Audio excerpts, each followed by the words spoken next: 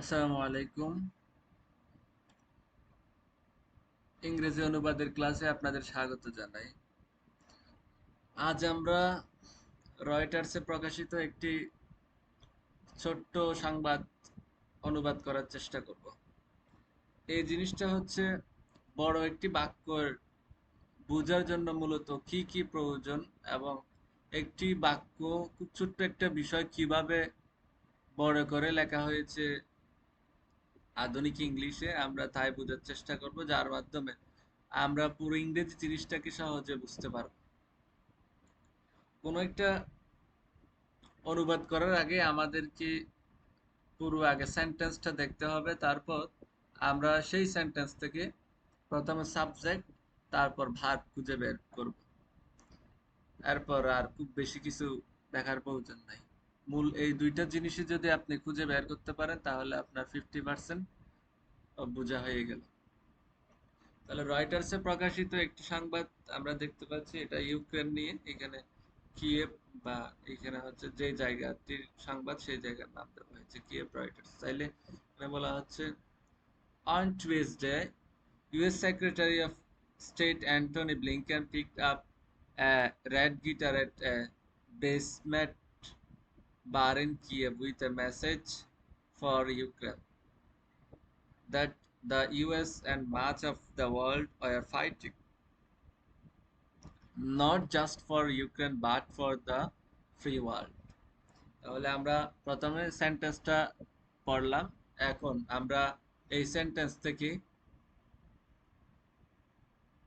Subject খুঁজে বের করার চেষ্টা করব।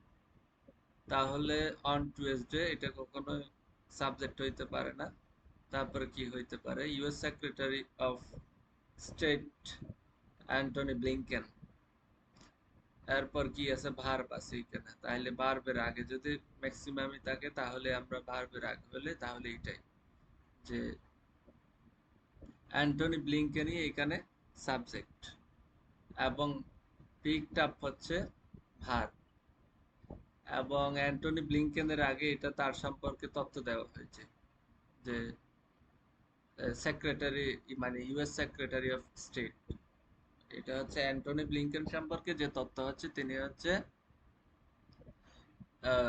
ইউএস এর সেক্রেটারি অফ স্টেট। এটা হচ্ছে তার সম্পর্কে এটা তথ্য। তাহলে আমরা যদি সাবজেক্ট হচ্ছে অ্যান্টনি ব্লিংকেন এখানে আলাদাভাবে লিখি। আবার যদি আমরা তাইলে ভার্ব আছে, ভার্ব হচ্ছে পিকড আপ। তাহলে পিকড আপ। এখন তাইলে অ্যান্টনি ব্লিংকেন পিকড আপ কেন বলা হচ্ছে? অ্যান্টনি ব্লিংকেন কি পিক করেছেন? তাহলে এরপর দেওয়া আছে এ গিটার। অ্যান্টনি ব্লিংকেন কি করেছেন বলা হলে চলে আসে এ গিটার। তাহলে এটা সেন্টেন্স হয়ে গেল এই জায়গাতে। বাকিগুলো হচ্ছে আলাদা তথ্য দেওয়া হয়েছে তার সম্পর্কে, মানে এটা হচ্ছে সেন্টেন্স বড় করার জন্য। তাহলে এটা এর মধ্যে তারপরে অ্যাট এ বেসমেন্ট বার, এগুলো জানার দরকার নাই। ইন ইন কিয়েভ জানার দরকার নাই। তাহলে কি উইথ এ মেসেজ, তাহলে এটাও জানার দরকার নেই আপাতত। তারপর ফর ইউক্রেন। এই যে প্রত্যেকটা জিনিস আমরা দেখতে পাচ্ছি এই পর্যন্ত যদি আসতে যায়, এই পর্যন্ত যদি আসতে যায় তাহলে এখানে মূল পয়েন্ট কি? মূল পয়েন্ট হচ্ছে Antony Blinken picked up a red guitar. তাহলে বাকিগুলো কি? বাকিগুলো কি তা হচ্ছে, বাকিগুলো হচ্ছে আলাদা আলাদা তথ্য দেওয়া হয়েছে। যেমন অ্যান্টনি ব্লিংকেন সম্পর্কে তার আগে যে তথ্য দেওয়া হয়েছে, যে অ্যান্টনি ব্লিংকেন সম্পর্কে বলা হয়েছে যে ইউএস সেক্রেটারি অফ স্টেট। তাহলে এটা শেষ। তাহলে আবার ভার্ব দেওয়া হলো পিকড আপ রেড গিটার, তারপরে অ্যাডজেক্টিভ দেওয়া হলো। এই যে এই জায়গাতে শেষ রেড গিটার। এখন এরপর এখন তো তাইলে এই জায়গাতে যদি শেষ করি তাহলে তো আমরা আধুনিক ইংলিশে আমাদের বাক্যটা তো আরো বড় করতে হচ্ছে। তাহলে এখন আমরা কি করব? সাবজেক্ট, ভার্ব এবং অবজেক্ট যেহেতু দেওয়া হলো, এরপর আমরা কখন, কোথায় আহ, কি কারণে বা কার সাথে, কি জন্য, এইগুলো এইগুলো যুক্ত করে আমরা কি করব, সেন্টেন্সটাকে বড় করে ফেলবো। এই জন্য এই যে তাহলে অ্যান্টনি ব্লিংকেন কাজটি কোথায় করেছেন, তা কোথায়, এই জন্য এটা আমরা এইটা যোগ করার জন্য আমরা বড় করতে পারি, ক্লজ দিয়ে বড় করতে পারি, তারপরে কনজাংশন দিয়ে কানেক্ট করতে পারি, প্রেপোজিশন দিয়ে কানেক্ট করতে পারি। তাহলে এখানে দেখা যাচ্ছে যে মূলত এই জিনিসটাকে আরেকটু বড় করার জন্য কোথায় তা যুক্ত করেছে, এটা বেসমেন্ট বার। তাহলে আমরা এটা ভেবে দিই, এটা বেসমেন্ট বার দিতে পারি। আবার কখন এটা আবার এই বেসমেন্ট বারটা কোথায়, এই বেসমেন্ট বার সম্পর্কে একটা তথ্য দেওয়া হচ্ছে ইন কিয়েভ। কোথায়, কিয়েভে, মানে ইউক্রেনের কিয়েভ। তাহলে জিনিসটা আরো সহজ হচ্ছে। তাহলে এবং ওই গিটার নিয়ে মানে ওই কিয়েভের মধ্যে কি করতে চেয়েছিলেন তিনি, এটার মধ্যে তিনি একটি কি দিতে চেয়েছিলেন, বড় করতেছি এভাবে, উইথ এ মেসেজ। তিনি একটি, এই যে এভাবে এইভাবে প্রত্যেকটা দেখা যাচ্ছে যে তারা কি করলো, মানে যিনি সংবাদ লিখেছেন তিনি প্রেপোজিশন দিয়ে সেন্টেন্সটা পরে করলেন, উইথ এ মেসেজ। আবার আবার আসছে এই যে উইথ এ মেসেজ, মেসেজটা কার জন্য, মেসেজ ফর ইউক্রেন, এই যে ইউক্রেনের জন্য। তাহলে এটাও দিব। এইভাবে এইভাবে প্রত্যেকটা সেন্টেন্স যিনি লিখেছেন তিনি বড় করেছেন। তাহলে এরপর আরো একটু মানে জিনিসটা ডিটেলসে ব্যাখ্যা করার জন্য তিনি এখানে কোলন দিলেন। তাহলে ডিটেলসে আবার ব্যাখ্যা করা হবে, মেসেজটা কি রকম ছিল এটা ডিটেলসে বলার জন্য তিনি বলা হচ্ছে যে এরপর আরো একটা সেন্টেন্স আমরা দেখতে পাচ্ছি। এটা পুরোটা একটা সেন্টেন্স, মানে পুরোটা ব্যাখ্যা করতেছেন। এটা কার বক্তব্য, এটা হচ্ছে অ্যান্টনি ব্লিংকেনের বক্তব্য। জিনিসটা যেহেতু সে বড় করবে, যিনি লিখেছেন তিনি, তখন দেখা যাচ্ছে দ্যাট, মানে এই যে দ্যাট দিয়ে এটা যুক্ত করেছে, এটা কানেক্টর দিয়ে বা কনজাংশন দিয়ে, রিলেটিভ প্রনাউনও বলা যায় এখানে। তাহলে আমরা বলতে পারি দা ইউএস। তাহলে এখানে সাবজেক্ট কি এই সেন্টেন্সের মধ্যে, এখানে সেন্টেন্সের মধ্যে দা ইউএস এবং মাচ অফ দাও, এই যে এখানে শুরুতে দা ইউএস দিচ্ছি, তাহলে দা ইউএস নিলাম আমরা। তাহলে আমরা এখানে সাবজেক্ট হইতে পারে কে, দা ইউএস। আবার এন্ড দিয়ে সাবজেক্ট আরো হইতে পারে এমন যুক্ত করা হচ্ছে। তাহলে মাস অফ দা ওয়ার্ল্ড, মানে বিশ্বের, মানে বেশিরভাগ অংশ। তাহলে এই যে, তাহলে এখন দুইটা জিনিস, তাহলে আমরা সাবজেক্ট হচ্ছে একটা হচ্ছে মাস অফ দা ওয়ার্ল্ড আর একটা হচ্ছে ইউএস। তাহলে এই দুইটাকে কানেক্ট করার জন্য এন্ড দেওয়া হলো। তাহলে ইউএস এবং কে, ইউএস এবং মাস অফ দা ওয়ার্ল্ড, এটাই বলা হচ্ছে। মানে এখানে হচ্ছে দুইটা, এটা হচ্ছে আমেরিকা এবং বিশ্বের বেশিরভাগ অংশ, এন্ড এই যে এবং বিশ্বের বেশিরভাগ অংশ কি চাচ্ছে, কি চাচ্ছে এটা বলা হচ্ছে, কি করতেছে, এই যে আর ফাইটিং, এই যে এই সাবজেক্টের পর আমরা ভার্ব পেয়ে গেলাম।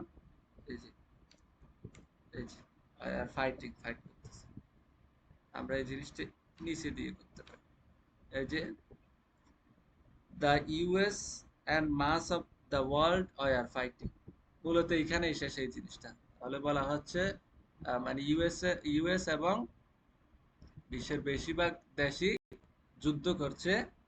এখন বলা হচ্ছে কি জন্য যুদ্ধ করছে, তখন এটা বলতে গেলে এটা করার জন্য নট, এই যে নট জাস্ট শুধু, মানে এটা হচ্ছে কানেক্ট করার জন্য ফর ইউক্রেন। এই যে তাহলে এই জিনিসটা ফর ইউক্রেন, ইউক্রেনের জন্য যুদ্ধ করছে। আবার হচ্ছে আহ, আবার হচ্ছে বাট ফর, এই যে but for the free world. তাহলে কিসের জন্য করছে, এটা ফ্রি ওয়ার্ল্ড, ইউক্রেন এবং ফ্রি ওয়ার্ল্ডের জন্য। তাহলে অ্যান্ড দিয়ে এটা এভাবে যুক্ত করতে পারি। এই জিনিসটা অ্যান্ড দিয়ে এভাবে না করে তখন এটা আরো স্মার্ট করার জন্য এই বলা হচ্ছে যে শুধু ইউক্রেনের জন্য নয়, একটি মুক্ত বিশ্বের জন্য আমেরিকা এবং বিশ্বের অন্যান্য দেশগুলো কি করছে, যুদ্ধ করছে। তাহলে এই জিনিসটা আমরা অ্যান্ড এটা এইভাবে না দিয়ে আমরা এখন কি করতে পারি, এই যে এই কানেক্টরটা ইউজ করতে পারি।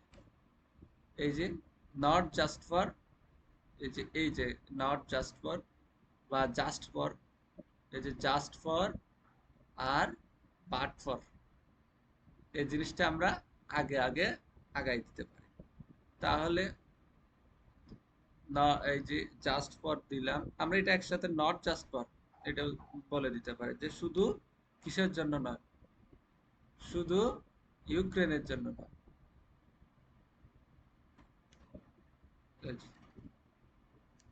নট জাস্ট ফর ইউক্রেন, তাহলে আমাদের বাট ফর,